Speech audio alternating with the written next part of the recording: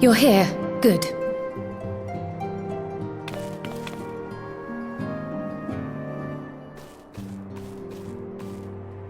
So, how are they? Still locked in slumber, but otherwise in good physical health. For the present, at least. For the present? Oh no, is something wrong with them? I'm afraid there may be. I summoned you after detecting faint signs of instability in Thancred's corporeal ether. But subsequent examination suggested all 5 might be affected. And when I examined them just now, my fears were confirmed.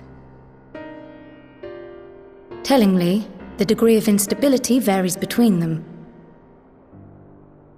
Thancred exhibits the most notable signs, followed by Y'shtola and Urianger.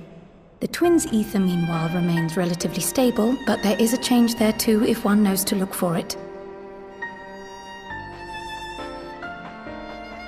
Hold on. Isn't that the order they were called away in? Indeed. Which leads me to believe the instability will only increase with time. Though I can but speculate, I fear this may be a symptom of a weakening link between body and soul. By the gods! What happens if the link is broken? I cannot say for certain. This is all unknown territory to us. Yet whatever happens, it cannot be good.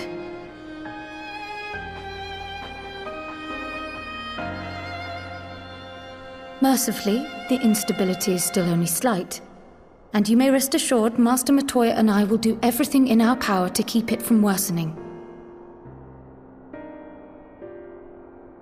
Be that as it may, it is imperative that you find a way to restore our friends' souls to their bodies.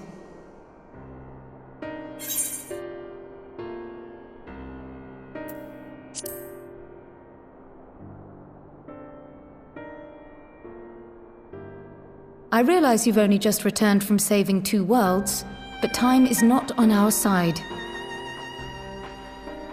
But where's she even supposed to start? We had the greatest minds in the realm hunting high and low for an answer, and they ran out of places to look.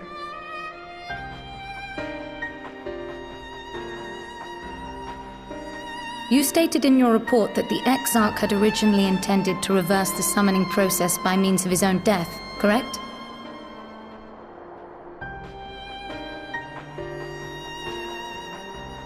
Raha always was a reckless young fool, ready to die for the first righteous cause that came along. His plan might well have worked, but I for one am glad he never had the opportunity to see it through. Even if it does mean our friends must remain stranded a while longer. There is another way, I am sure of it. And the key lies with him, with the Exarch. Pray return to the First and apprise him and the others of the situation. We, meanwhile, will do what we can from here. And, if the fates are kind, we will have good news to share upon your return.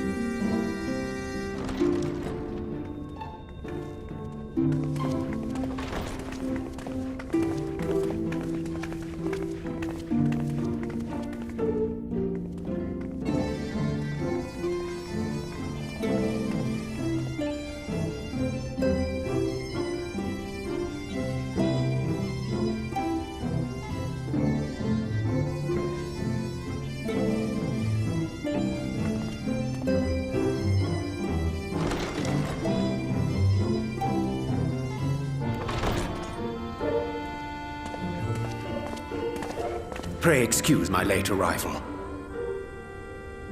Will Thancred and Reen not be joining us? Nay, milady.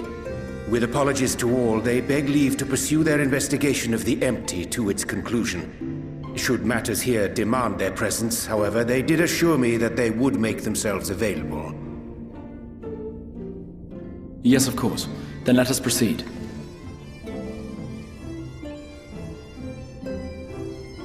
I think it best that you begin by providing a summary of Mistress Kryle's findings.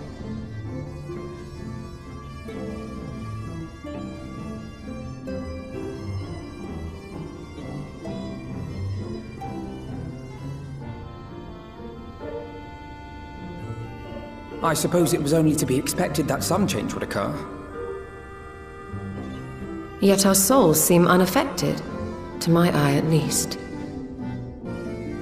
How long they will remain so is another question. Kryle is right. It is imperative we find a way to return to the source. Perhaps an explanation of the method by which I brought you here will yield some inspiration. Ere I begin, it must be noted that I am by no means a gifted mage. In order to employ powerful magics, I must rely upon the Crystal Tower and its boundless reservoirs of energy. The magic that summoned you was no exception. 'Tis a singular spell, adapted through painstaking effort from the technique that transported me to the first. To use an analogy, it works by cutting a hole in the fabric of reality. A hole tailored to the object of summoning, through which it and it alone may pass unscathed.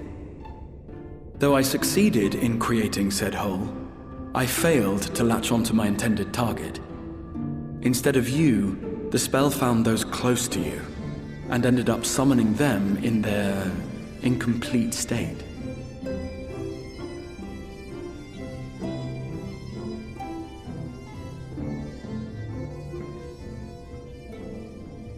I would not soon throw my life away, not after the lengths you and yours went to save it. And so long as I breathe, I will spare no effort to see you safely home. But should all else fail, and your lives be at stake, there remains one sure method.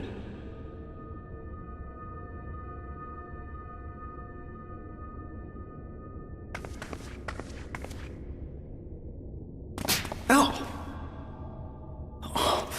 What was that for? How can you even entertain such thoughts? You owe your life to the Warrior of Light, and you don't get to die unless she says so.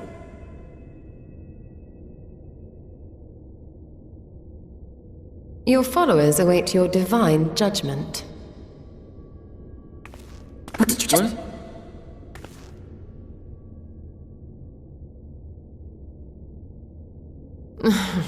If the two of you have finished, perhaps we could return to our discussion? Rather than dwelling upon the multiple failed attempts at transference, I think it would behoove us to focus on the solitary success.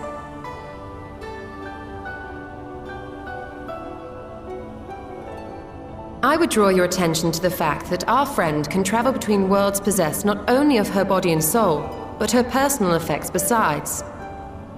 This is no different from the teleportation magics to which we are all accustomed. Magics that allow for the transportation of those inanimate objects one considers to be an extension of oneself.